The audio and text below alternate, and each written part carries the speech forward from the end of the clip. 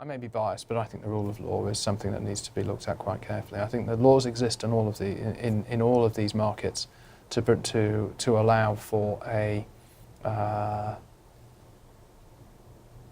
concerted look at some of the issues that take place, and I do think the international community can work on the rule of law.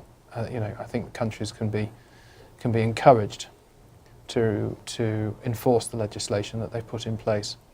And I think that would make our job a lot easier to source out of those countries. I think once we find on a micro scale, and if you get an enlightened factory where that owner knows the issues, understands the law and deals with them themselves, he will have retailers knocking at his door or her door, to source out of that factory, because those issues have been alleviated. We don't have to worry about them.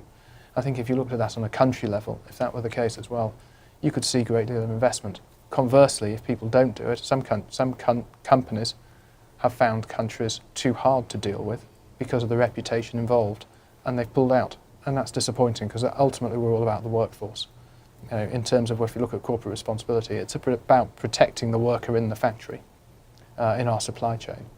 And it's a shame if companies pull out of certain countries because they find the environment is not conducive for them to be able to satisfy themselves, that they can look after that workforce accordingly.